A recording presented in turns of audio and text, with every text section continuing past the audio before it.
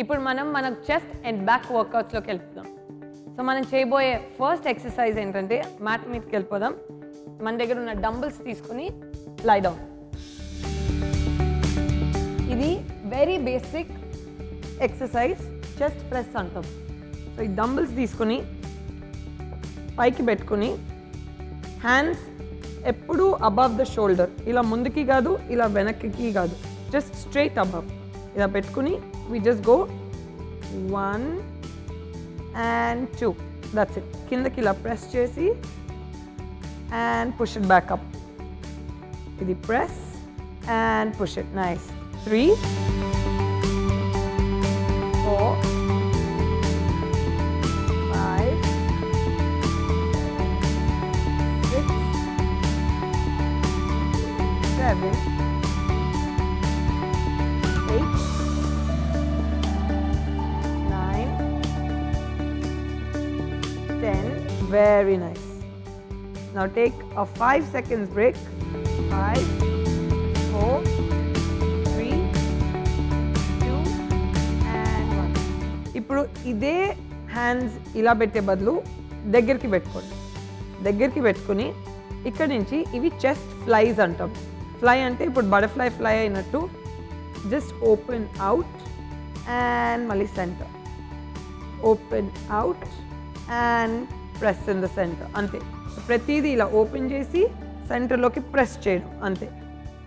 3 4 5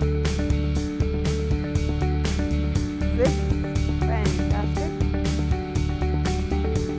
7. ఎంత స్లోగా చేస్తే మసిల్కి అంత మంచిది.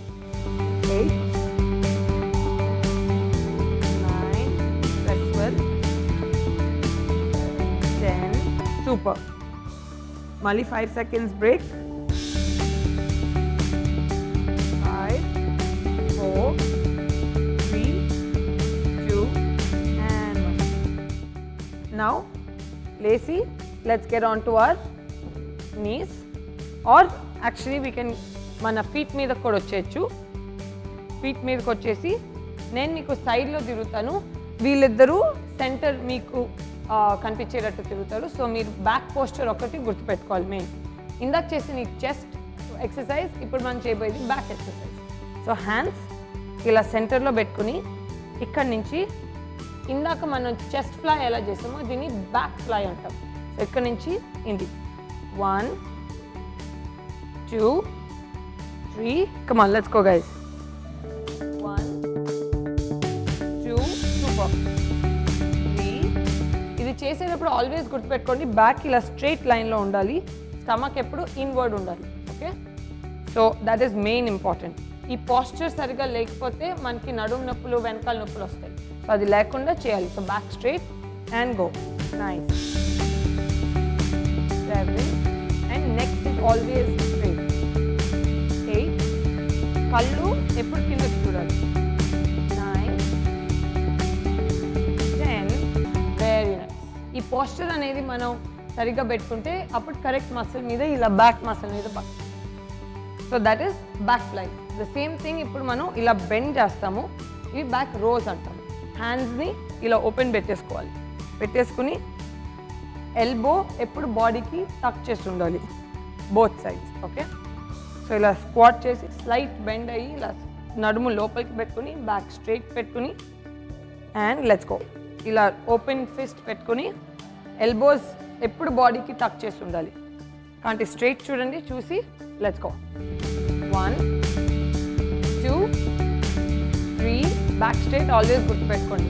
4 5 6 7 8 9 10 11 12 13 14 and 15. వచ్చేది లాట్ మసిల్స్ అంటాము, అదే ఇక్కడ కింద ఉంటాయి. అమ్మాయిలకి అబ్బాయిలకి అందరికీ అవసరమైనవి. మేబీ అబ్బాయిలకి కొంచెం ఎక్కువ, కానీ అమ్మాయిలకు కూడా very very important. Okay, so these మన 2 బ్యాక్ 2 చెస్ట్ అయిపోయింది. నెక్స్ట్ మనం చేయబోయేది మన favourite chest and back workout అంటే మనం వీ హ్యావ్ టు డూ మన పుషప్స్. సో అనిల్ ఏమో టిపికల్ అబ్బాయి ఎలా చేస్తాడో ఫుల్ పుషప్ చేస్తాడు. ఈషా ఇంకా నేను గర్ల్ పుషప్స్ చేస్తాము, అంటే హాఫ్ పుషప్స్. సో బేసిక్లీ నీ మీదకి వచ్చేస్తాము. నీ మీదకి వచ్చి ఈషా నువ్వు పల్స్ చేయి మిడ్ లెవెల్లో. Yes, that's it. And back అంతే. Keep going. Nice.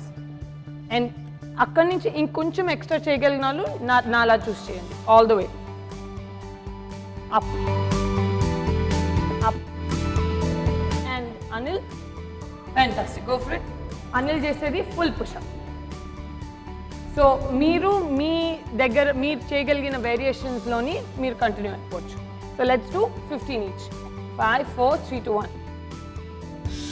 1 2 3 4 5 6 7. Nice. Head straight. 8 9 10 11 12 13 14. మీకు దీంతో చేతులకు కూడా కొంత ప్రెషర్ పడుతుంది. ట్రైసెప్, కొంచెం షోల్డర్ మీద కూడా సెకండరీ మసిల్స్ కింద ప్రెషర్ పడుతుంది. So I hope you understood మన 5 quick workouts for chest and back.